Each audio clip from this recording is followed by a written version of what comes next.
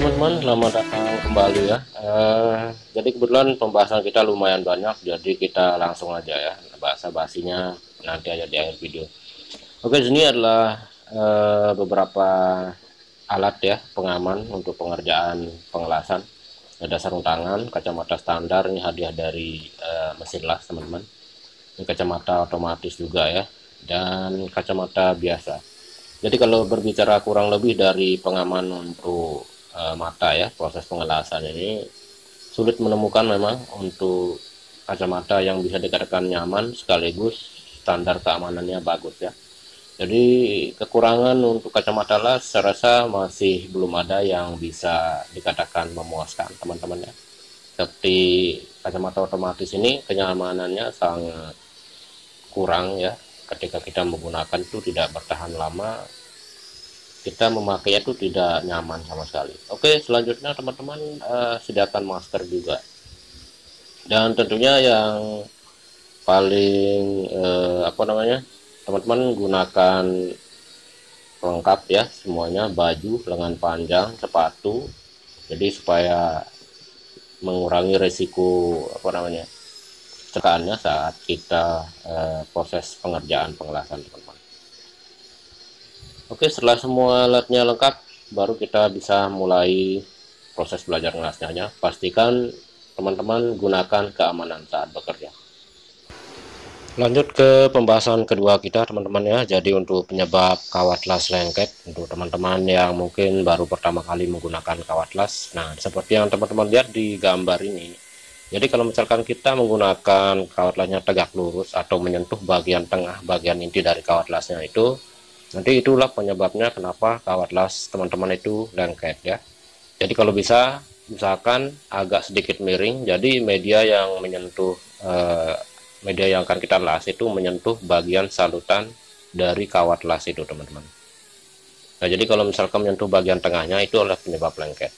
Selanjutnya jika salutan terkelupas ya, salutan terkelupas, jadi yang tersisa bagian tengahnya, itu juga penyebab lengketnya kawat las teman-teman. Dan selanjutnya kawat las teman-teman juga lembab ya, itu karena lembab atau basah, itu penyebab lengketnya juga. Dan untuk proses pengelasannya silakan teman-teman seret-seret dulu ya sampai menimbulkan percikan. Nanti kita akan coba ya, dan selanjutnya baru teman-teman mulai melakukan pengelasannya. Tinggal dioret-oret dulu sampai menghasilkan percikan teman-teman, baru kita mulai pengelasannya dengan ritmenya kalau bisa teratur ya. Sekarang kita akan coba. Dan jangan lupa teman-teman ya, untuk volume ampere juga harus sesuai dengan kawat las yang teman-teman gunakan. Itu sudah saya bahas ya di video sebelumnya. Lanjut kita ke pembahasan kita yang ketiga, yaitu ngelas aman buat mata kita teman-teman ya. Jadi kalau misalkan kita berbicara aman dan nyaman, seperti yang saya bilang tadi, sulit menemukan memang untuk kacamata atau kedok yang bisa dikatakan nyaman ya untuk proses pengelasan, karena menggunakan yang standar pabrik seperti yang saya tunjuk ini lumayan sulit ya di awal belajar dulu. Jadi solusinya kita menggunakan kacamata biasa ya, seperti ini, tapi yang berwarna hitam teman-teman. Karena kacamata yang standar pabrikan itu atau hadiah dari mesin las itu hitamnya lumayan pekat, jadi agak sulit digunakan. Nah teman-teman, jadi karena di sini kita menggunakan kacamata biasa ya yang berwarna hitam, tentu resiko mata kita kena kilatan atau asap menjadi lebih berpotensi tinggi ya untuk mata kita sampai terkena kilatannya. Nah jadi di sini trik yang saya gunakan ya teman-teman, jika proses pengelasannya, jadi sebelum kawat lasnya menempel, kita pejamkan mata meskipun kita menggunakan kacamata teman-teman ya. Kita cek sekali lagi teman-teman ya, pejam las, pejam las, pejam las, pejam las, pejam las. Nah seperti itu teman-teman ya, tinggal lakukan berulang kali. Tentunya ritmenya akan teman-teman lebih mudah terapkan ya ketimbang apa yang saya katakan tadi, karena itu prosesnya sangat cepat, pejam las, jadi saya rasa bisa dipahami teman-teman, mudah dipraktekkan. Lanjut kita ke pembahasan yang keempat ya, ngelas tanpa menggunakan kacamata dalam kondisi darurat tentunya teman-teman. Jadi silakan selalu gunakan keamanan ya. Ini dalam kondisi darurat kita bisa menggunakan teknik ini ya. Jadi pastikan dulu posisi pengelasannya di mana, halangi pandangan mata menggunakan tangan ya, menggunakan sarung tangan, lalu kita las. Pastikan posisinya dulu, halangi pandangan, lalu kita las teman-teman ya. Saya rasa mudah dipahami ya. Halangi, las ya. Jadi pastikan dulu posisi pengelasannya. Oke, kita coba teman-teman ya, kira-kira seperti ini.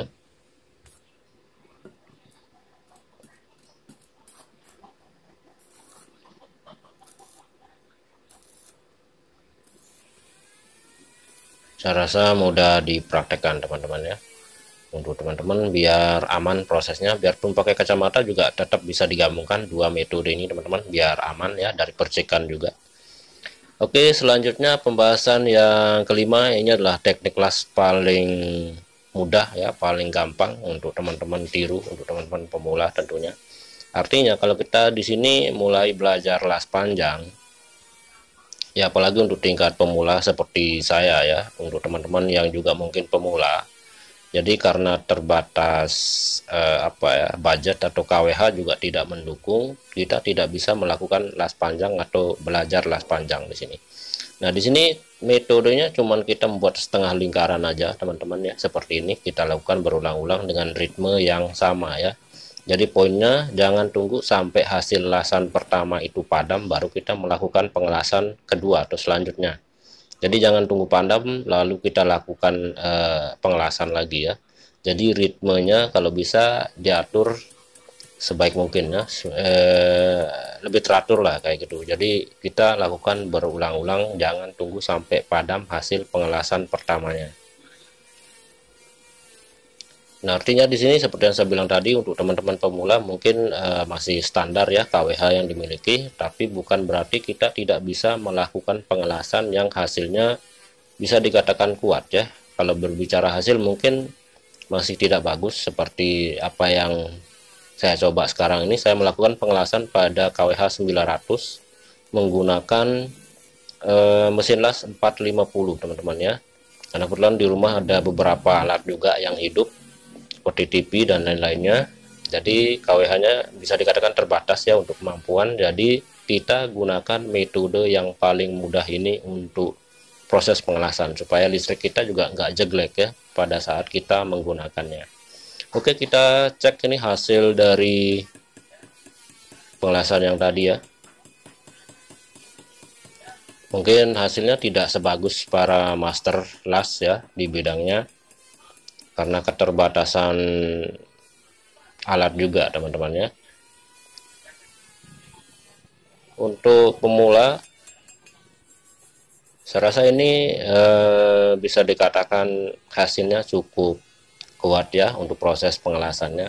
Nah, untuk teman-teman yang mungkin punya KWH tinggi atau punya KWH 1300 aman aja ya, pakai mesin las yang 900 teman-teman, dan teman-teman bisa menggunakan kawat las yang di sini kita coba yang yang model lingkaran. Nah, kita putar aja kawat lasnya pada saat proses pengelasannya.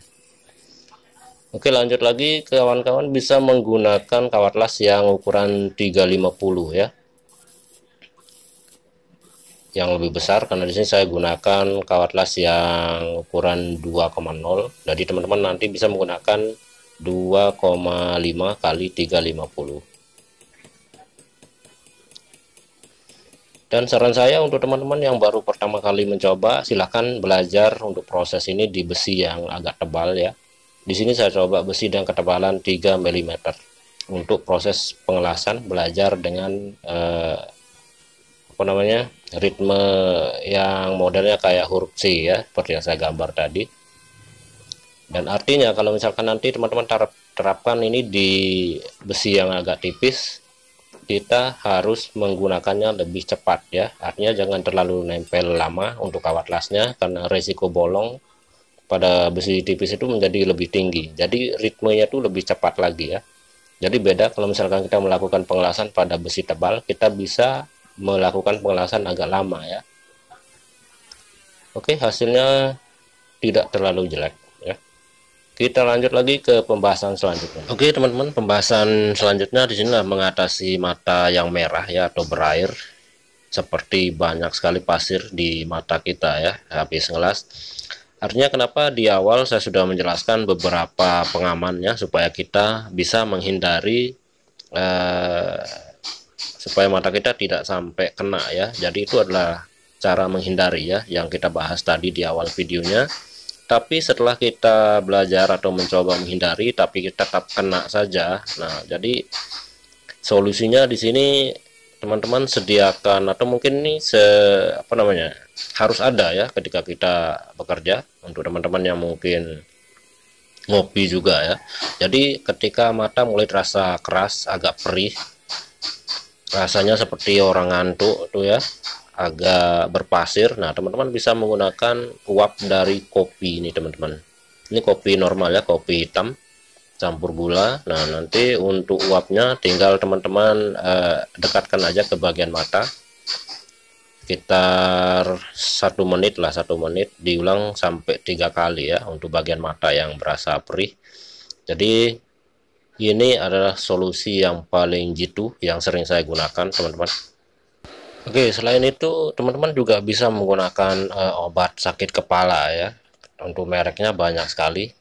Jadi obat sakit kepala ini terkadang di awal mencoba agak bingung ya, kok bisa obat sakit kepala digunakan untuk menggunakan mengatasi mata yang berpasir setelah ngelas. Tapi ini pernah saya coba teman-teman ya, dan berhasil. Cuman tidak secepat atau tidak seinstan dari kopi yang saya bilang tadi ya. Jadi sebelum mata kita mulai berasa perih, kita langsung aja pakai kopi dan reaksinya tuh sangat cepat sekali. Alternatif lain juga yang mudah kita temukan ya di dapur, biasanya ada ini buah timun ya. Jadi timun ini teman-teman tinggal parut aja, dibungkus pakai kain yang bersih ya, lalu digunakan sebagai masker atau tutup bagian mata ya, atau kita popok ke bagian mata kita sambil tiduran. Cara ini juga cukup berhasil ya, tapi masih saya rekomendasikan menggunakan kopi. Dan solusi terakhir teman-teman ya, kita bisa menggunakan air dingin untuk mengompres mata kita supaya lebih ringan, terasa ringan ya. Dan ada beberapa juga ya merek yang direkomendasikan oleh teman-teman tukang las, tapi belum pernah mencoba ya untuk beberapa merek yang direkomendasikan teman-teman yang lain. Jadi di sini saya belum pernah mencoba teman-teman, jadi tidak saya sarankan untuk menggunakan obat-obat tetes mata atau apa, karena itu penggunaannya bisa iritasi ya dalam jangka waktu yang agak lama. Dan daun sirih juga bisa teman-teman ya, cuman untuk penggunaan lama kayaknya kurang bagus, jadi sebaiknya jangan digunakan. Oke, lanjut ke tips untuk kulit wajah ya, atau kulit tubuh kita yang mengelupas teman-teman. Jadi sebaiknya gunakan lotion ya untuk bagian-bagian yang kira-kira lebih rentan terkena asap dari pengelasan kita. Dan tentunya sebisa mungkin teman-teman hindari ya untuk asapnya. Jadi kalau misalkan arah anginnya menuju kita ketika proses pengelasan, sebaiknya balik arah atau pindah posisi ya, supaya asapnya tuh tidak sampai terhirup atau kena ke wajah kita atau bagian mata. Karena kalau misalkan kena bagian mata itu lumayan atau sangat perih teman-teman ya, ketika kena asap las, yang apalagi yang berwarna agak hitam itu, yang hitam pekat itu lumayan sakit. Jadi kalau bisa hindari asapnya dengan pengaman dan gunakan lotion teman-teman ya. Dan jangan lupa teman-teman ya, habis ngelas itu usahakan cuci muka pakai air hangat ya, supaya kotoran atau bekas asap yang menempel di muka kita itu menjadi bersih, sehingga terhindar dari kulit yang mengelupas. Nah, jika sudah terlanjur terkelupas, teman-teman bisa gunakan asam jawa ya yang dicampur air, dan bisa menggunakannya untuk menggosok bagian wajah yang agak mulai terkelupas. Dan lanjut ke pembahasan kita yang terakhir teman-teman ya, kalau mata kita terkena geram habis menggerinda ya. Jadi bagian mata ini memang cukup organ apa namanya, sangat sensitif dan agak bahaya kalau kita apa namanya, proses sendiri ya. Saran saya sebaiknya ke dokter spesialis mata aja teman-teman ya. Nah tapi kalau misalkan gramnya itu tidak terlalu dalam, teman-teman bisa gunakan solusi menggunakan cotton bud ya. Jadi cara menggesernya, teman-teman lihat ujung dari gram ya. Jadi kalau misalkan ujungnya kelihatan dan lebih menonjol ke kiri, nah sebaiknya teman-teman geser ke bagian kiri ya. Jangan berlawanan, nanti malah makin dalam. Dan tentunya jangan dikucak teman-teman ya, ketika baru proses kena ya, kena gram mata kita, jangan dikucak matanya, karena nanti gramnya tuh bisa jadi akan menggores bagian mata ya, itu tambah parah lagi. Selanjutnya di sini teman-teman bisa menggunakan kertas ya yang agak kaku. Jadi kadang teman-teman di sini juga gunakan uang yang masih agak baru ya, biasanya agak kaku. Dan cara penggunaannya tentu sama teman-teman ya dengan cotton bud yang tadi. Jangan sampai berlawanan arahnya ketika kita menggeser gram yang masuk di bagian mata itu teman-teman. Nah jadi biasanya ketika apa namanya, setelah mata terkena gram ya, atau gramnya udah tercabut, biasanya di bagian yang terkena itu agak kelihatan putih teman-teman, dan itu yang menimbulkan penglihatan kita agak rabun ya. Jadi teman-teman tidak usah panik juga ya, karena saya juga pernah mengalami hal tersebut ya. Dan kalau tidak salah itu hilang sampai sekitar 3 hari ya. 3 hari apa namanya, penglihatannya agak kabur, agak rabun akibat bekas tancapan dari gram itu hilang teman-teman, setelah saya pakai daun sirih ya untuk mengompres di bagian mata ya. Tapi kembali lagi saran saya seperti yang tadi, jangan terlalu banyak ya untuk intensitas penggunaannya, karena lumayan apa ya, agak berasa perih sih kayaknya untuk penggunaan daun sirih ini. Jadi saya pikir tingkat iritasinya cukup tinggi ya menggunakan daun sirih teman-teman. Oke teman-teman, cuman itu aja bisa saya sampaikan, semoga bermanfaat buat kita semua. Kasih komentar ya kalau misalkan ada kekurangan dari video ini. Sampai bertemu di video selanjutnya, klik subscribe dan tanda loncengnya ya. Oke, sampai jumpa di video selanjutnya.